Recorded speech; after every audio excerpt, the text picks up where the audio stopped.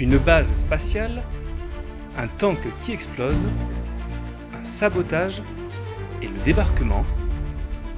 Deux films qui à première vue n'ont rien à voir, mais on va quand même en faire des parallèles foireux. Bienvenue dans Rien à voir les films.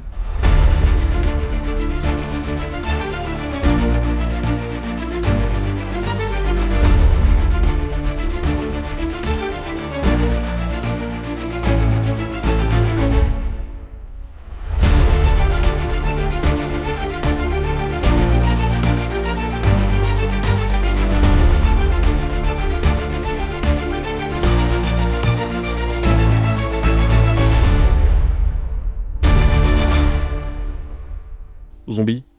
Bon, pas chaud dans film de zombies, t'as pas autre chose? Ok. Film de guerre. Ouais. Ah. Soldat Ryan. Débarquement. tout ça. Ouais, t'as pas plutôt un film de science-fiction? Ok, attends. Allez, voilà. Rogue One. Ah, super film. Ouais. Mais par contre, c'est le même film. Mais pas du tout. Ça n'a rien à voir. Le 30 octobre 2012, Disney rachète Lucasfilm et toutes ses licences à George Lucas pour 4 milliards de dollars. Dans la foulée, Bob Iger, alors PDG de Disney, annonce la production de plusieurs nouveaux gros blockbusters de science-fiction en live-action, dont l'un des premiers fut Rogue One. La réalisation de Rogue One a été confiée à Gareth Edwards, remarqué par la productrice Kathleen Kennedy pour son premier film, Monsters.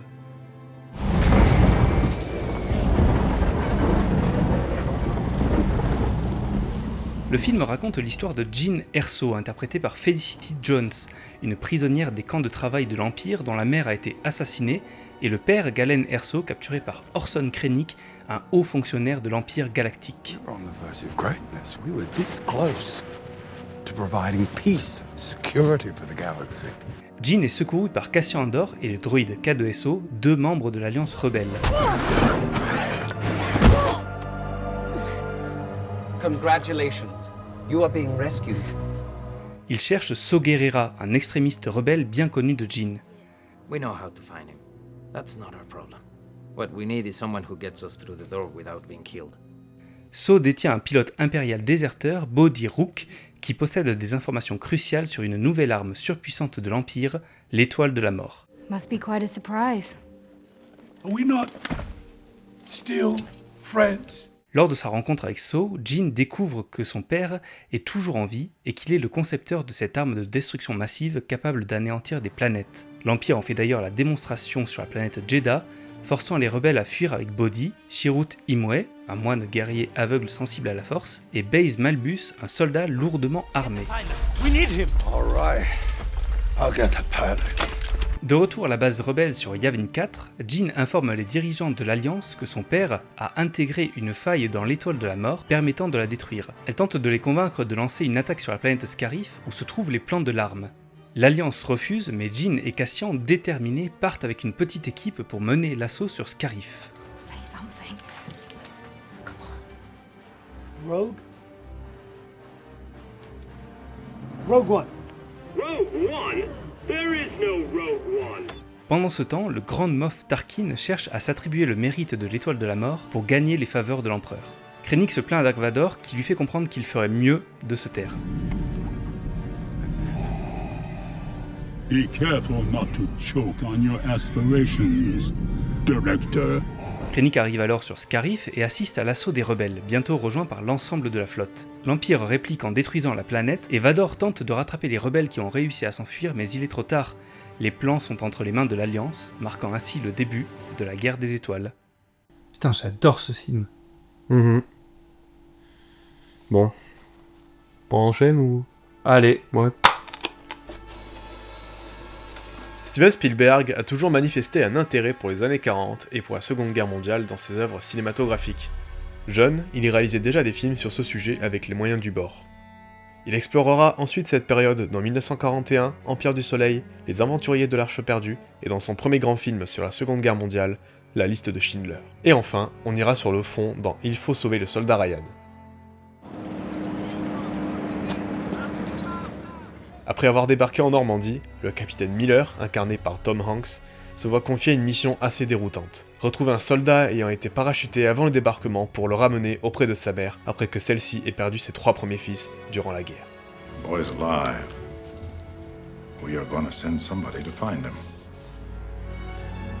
And we are gonna get him the hell out of there. Miller réunit un bataillon de soldats et se met donc en route pour sauver James Ryan, incarné par un jeune Matt Damon. Durant leur périple, ils croiseront plusieurs obstacles, entendez par là des soldats allemands, mais ce sera surtout l'occasion de créer des vrais liens fraternels entre eux. I mean, look at him. The guy's lights out, the minute his head hits the back. Clear conscience. Yeah, what's the saying? If God's on our side, who the hell could be on theirs? If God be for us, who could be against us? Après avoir retrouvé Ryan, ils se retrouvent contraints de garder une position en attendant les renforts alliés.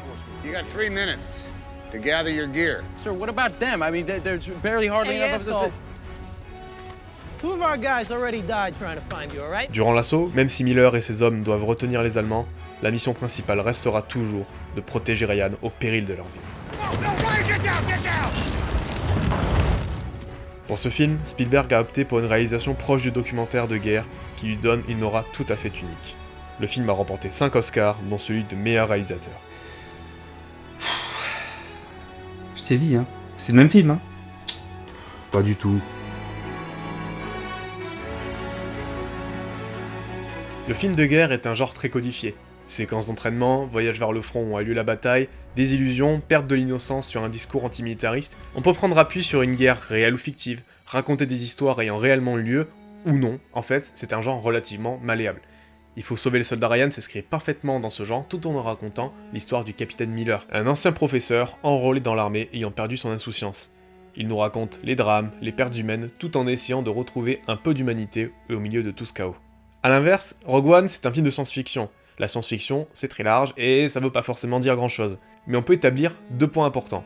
Tout d'abord, un rapport avec la science et un propos politique ou philosophique qui justifie le fait de faire appel à ce genre. À partir de là, on peut faire tout ce qu'on veut. Horreur, surnaturel, fantastique, ou même des films de guerre. Et c'est plutôt vers ce genre que s'est dirigé Rogue One. On y retrouve des vaisseaux spatiaux, des pistolets laser, une base de données géante et le cœur du film, une base spatiale et armes de destruction massive. Flambant neuf. L'aspect scientifique est donc très présent, de même que l'aspect politique avec l'Empire Galactique fasciste qui contrôle et opprime les populations.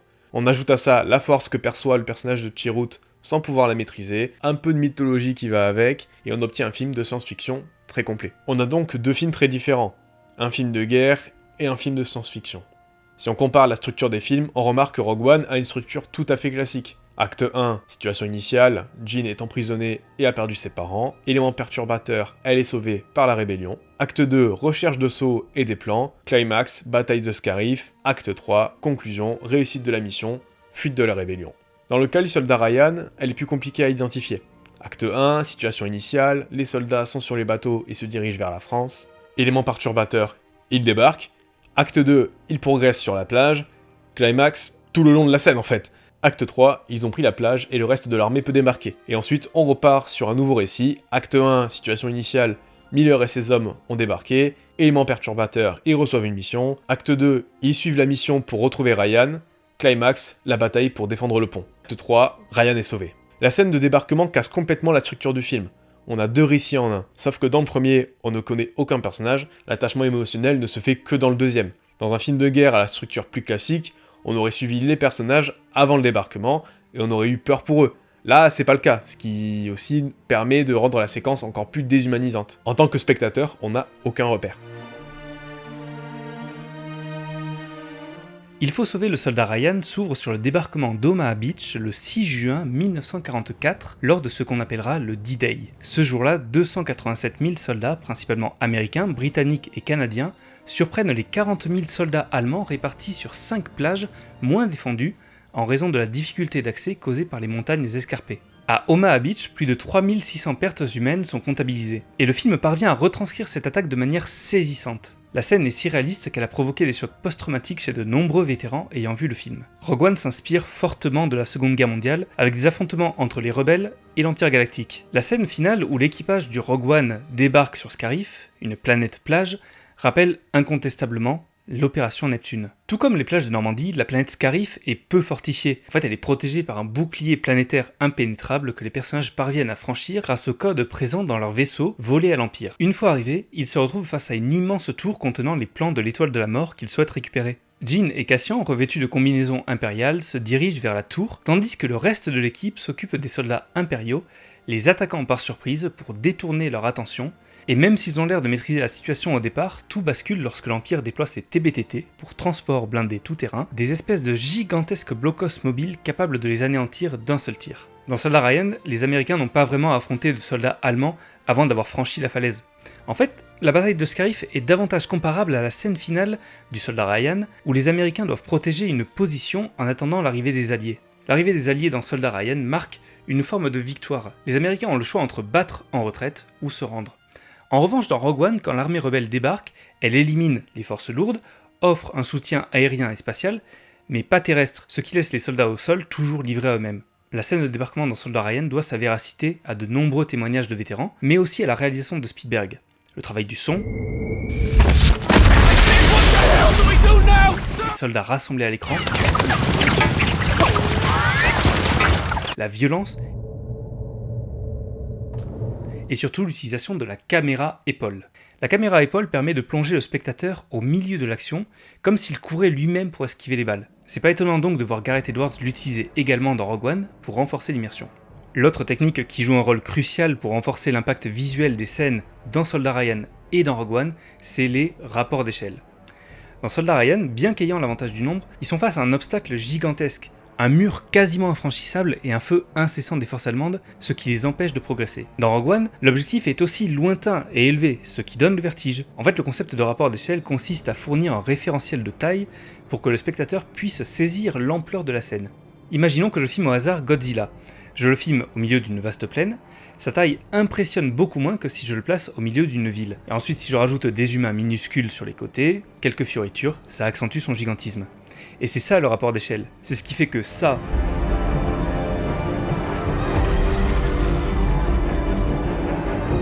c'est génial, mais ça...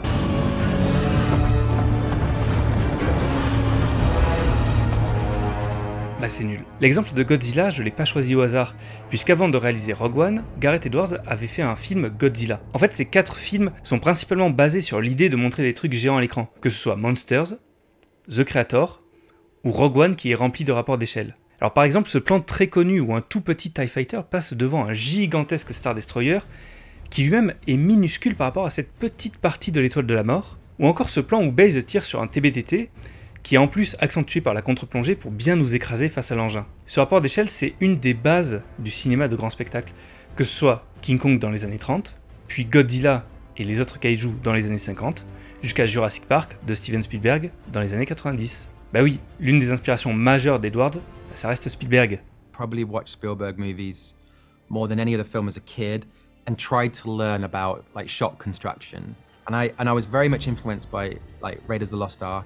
And there's something about the way that movie's constructed. It's like a vocabulary, like the words I'm using right now, I didn't invent English, right? You know, your parents speak to you in English. You know, it kind of gets stuck in your brain and so you speak English. And if you watch Spielberg movies or, you know, James Cameron a billion times as a child, maybe you're going to talk a little bit with that accent. Le maître quand on parle des rapports d'échelle. Pas étonnant donc d'apprendre que Gareth Edwards va réaliser le prochain Jurassic World. C'est dans la droite lignée de ce qu'il aime filmer, venant à l'origine du monde des effets spéciaux. Une autre idée très Spielbergienne, c'est de changer d'échelle au sein d'un même plan. Par exemple, ici où on voit une bataille entre 2 vaisseaux, avant de suivre la bataille au sol. En fait, rien que dans l'ouverture du monde perdu, Spielberg nous fait passer d'un gros bateau en fond, à un serveur sur la plage, à une bouteille de champagne. Plan large, plan taille et gros plan, tout ça dans un seul plan fixe, dans un film avec des dinosaures géants, je le rappelle.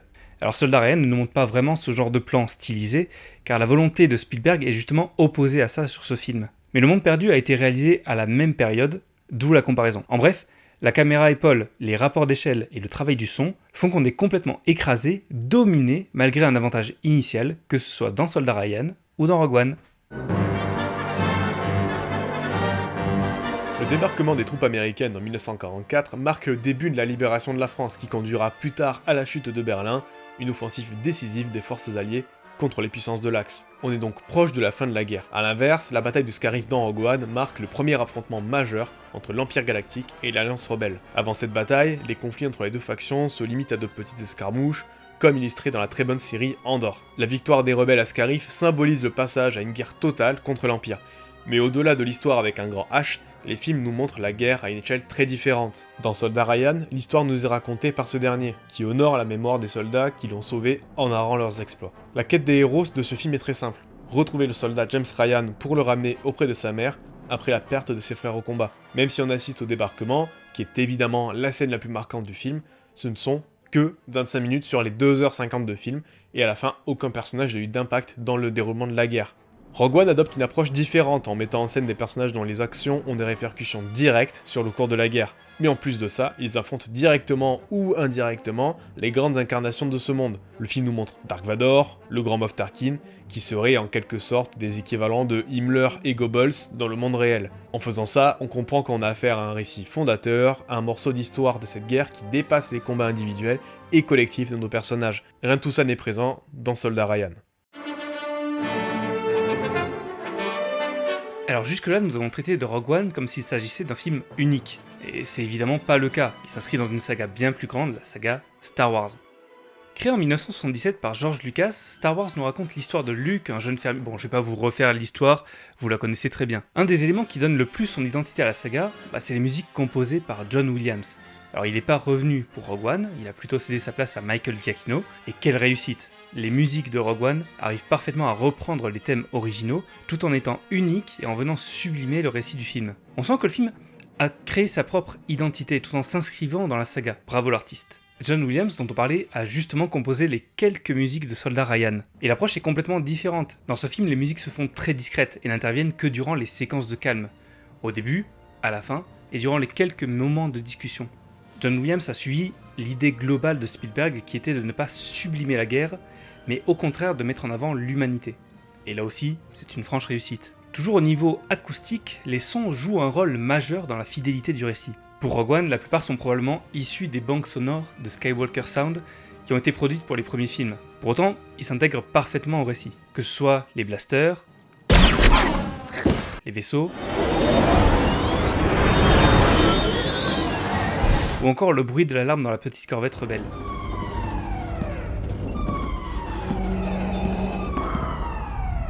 Pour Soldat Ryan, l'un des bruitages les plus terrifiants est probablement celui-ci.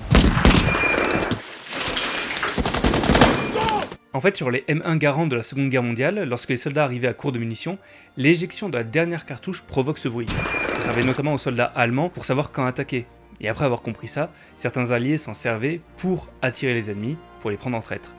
D'ailleurs, dans Soldat Ryan, les effets sonores ont été réalisés par Skywalker Sounds et les effets spéciaux visuels par ILM, tout comme Rogue One. C'est ILM par exemple qui a réalisé ce plan. Un des plus gros travaux sur ce film, ça a été de recréer les décors qui fassent français, et notamment la ville à la fin du film. Ils l'ont bâti au nord de Londres, et même la rivière qu'on voit, elle est artificielle. C'est un travail titanesque. Pour Rogue One aussi, ils ont dû créer toute la ville de Jedha City, le procédé est à peu près le même pour les deux films. Imaginez une ville et la dégrader le plus possible pour qu'on sente le passage du temps, et pour Soldat Ryan, le passage des bombes. Il y a également un travail admirable sur les costumes qui reprennent le plus fidèlement possible ceux de l'époque. On a les grades, les casques, jusqu'aux décorations que certains soldats faisaient sur leurs uniformes. Pour autant, les deux films réussissent à nous proposer des visuels inédits, notamment K2SO, directement inspiré des dessins originaux de Ralph McQuarrie. D'abord envisagé comme un C-3PO au noir, puis comme un droïde au design unique. Et pour Soldat Ryan, désolé de vous décevoir, mais ce blocos, il n'a en fait jamais existé. C'est une pure création originale qui nous amène sur le sujet des incohérences. Même si Soldat Ryan est l'une des représentations les plus fidèles, il persiste quand même certaines incohérences. Par exemple, les balles qui fusent sous l'eau, la mer qui est rouge alors qu'elle était plutôt noire en raison de la vase qui était soulevée par les tirs, la proximité entre les soldats qui étaient plus éloignés et bien moins organisés, et évidemment la durée. Le débarquement a duré plusieurs heures et avancé beaucoup moins rapidement que dans le film. Mais on peut expliquer toutes ces incohérences par des choix de réalisation. Après tout, on regarde un film, pas un documentaire historique. Dans Rogue One, on n'a pas décelé d'incohérence majeure par rapport à l'univers de la saga, et ce que le film réussit par contre à faire, c'est de brillamment s'inclure dans le récit global de la saga, en se terminant là où l'épisode 4 commence. Il réussit même à inclure Saw Gerrera, issu de Clone Wars, et en parlant d'inclusion, Rogue One nous montre une grande diversité de personnages. Des humains bizarres, un poulpe géant, et plein d'aliens sortis du bestiaire de Lucas. Mais au sein de l'équipage du Rogue One, on retrouve une autre diversité. Felicity Jones et Alan Tudyk, 2 acteurs britanniques, Diego Luna, un acteur mexicain, Riz Ahmed, britanno-pakistanais, et Donnie Yen et Jiang Wen, 2 acteurs chinois. La volonté de ce film, comme le reste de la saga, c'est de montrer une opposition sur ce sujet, entre l'Empire avec principalement des hommes blancs âgés, et la Rébellion avec une diversité de sexe, d'âge, d'origines différentes. Dans Rogue One, cette diversité sert principalement de prétexte pour ajouter des personnages censés séduire un public spécifique. Diego Luna est une star mexicaine, et Donnie Yen et Jiang Wen sont des stars chinoises. C'est une stratégie typique de blockbuster pour séduire des marchés différents et bien se vendre à l'international, mais dans Rogue One, c'est plutôt bien amené et ça participe bien à l'histoire. En revanche, Il faut sauver Soldat Ryan ne nous présente que des soldats américains blancs. Certes, ils étaient majoritaires, mais c'est oublier tous les soldats britanniques, canadiens et autres qui ont également débarqué. Le film, s'il ne veut pas glorifier la guerre, glorifie les États-Unis. Notamment par exemple en s'ouvrant et en se fermant sur un drapeau américain. C'est un peu gros. On peut noter également la manière de représenter les soldats allemands qui sont toujours nommés allemands et jamais nazis. De même, la croix gammée n'apparaît qu'ici, peinte à la bombe et jamais sur un drapeau ou sur un insigne. Le nom d'Hitler n'est prononcé que par un soldat allemand qui cherche à ne pas se faire exécuter par Miller. Fuck Hitler. Je pense que c'est intéressant de relever ce qui n'apparaît pas dans le film, car ça montre des Allemands comme un ennemi sans réel visage, là où à l'inverse, les hauts gradés et dirigeants américains sont représentés dans le film. Rogue One nous montre un empire qui occupe des territoires, il est puissant et malfaisant, mais de son côté, la rébellion n'est pas non plus toute blanche. Assassinats, vols, attentats, ce film est moins manichéen que ce qu'on nous montrait l'épisode 4. Contrairement à Soldat Ryan, on nomme tout et on y apporte un propos plus nuancé. La grande question au cœur de ces 2 films est jusqu'où êtes-vous prêt à aller pour une cause qui vous semble juste ? Et la réponse est jusqu'au sacrifice. Si dans le cas de Rogue One, leur cause paraît évidemment juste, dans Soldat Ryan, ce n'est pas aussi évident. Pendant tout le film, les personnages vont sans cesse remettre en cause leur mission. Est-ce que la vie d'un individu vaut qu'on risque la vie de plein d'autres ? Je veux dire, c'est la guerre, les gens meurent, et c'est ainsi. Les soldats pourraient être mieux employés sur une autre mission. Et bien sûr, des morts, il va y en avoir. Durant le périple, ils vont perdre Caparzo et Wade, le soldat médecin. Jusque-là, Miller justifiait la perte de ces hommes en disant que ça permettait de sauver des centaines d'autres. Mais dans ce cas-là, c'est plus compliqué à justifier moralement. Et après la bataille finale, seuls Rayben, Upham et bien sûr Ryan sont toujours debout. Les dernières paroles de Miller seront pour Ryan. Mérite-le. Ça va hanter Ryan jusqu'au bout. A-t-il eu une bonne vie ? Est-il quelqu'un de bien ? Et a-t-il mérité ce sacrifice, ce simple ordre donné par des dirigeants bien à l'abri dans des bureaux ? Les rebelles du Rogue One, eux, prennent l'initiative de mettre leur propre vie en jeu. Ils sont conscients qu'il y a peu de chances qu'ils reviennent en vie, mais leur cause leur paraît trop importante pour ne pas y aller. Les motivations sont diverses. Pour Jyn, c'est l'occasion d'achever le travail de son père. Pour Baze et Chirrut, de se trouver une nouvelle cause à défendre. Pour Bodhi, Andor et les rebelles, de se repentir. Même si aucun d'eux ne survivra au final, ils ont accompli leur objectif et les répercussions de leurs actions permettront de délivrer la galaxie du joug de l'Empire. Ce salut, les personnages de Soldat Ryan ne le connaîtront pas vraiment. Ils ont accompli leur objectif, mais reste une frustration. Ils n'ont pas vraiment participé à la guerre. Ils se sont trouvés des objectifs en cours de route. Aider les soldats sur le front, empêcher une embuscade allemande et défendre un pont. Des accomplissements qu'en tant que spectateur on trouve incroyables, mais qui aux yeux des personnages sont assez maigres. Alors quand le désespoir frappe les personnages, qu'est-ce qu'il leur reste ? La foi ? Quand il n'y a plus d'espoir, on peut se reposer sur ça, une croyance spirituelle.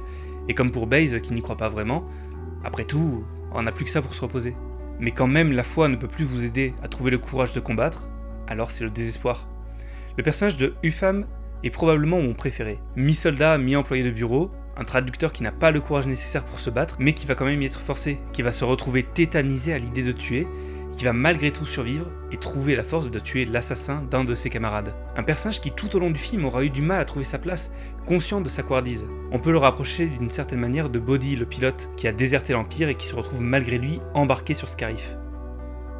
Après on peut quand même convenir que ce sont 2 films de guerre sur la résilience et le sacrifice de soldats au service d'une cause bien plus grande. Ouais, mais ça a quand même rien à voir. C'est pas le même film. Et maintenant on peut se demander, qu'est-ce qu'on a gardé de tout ça ?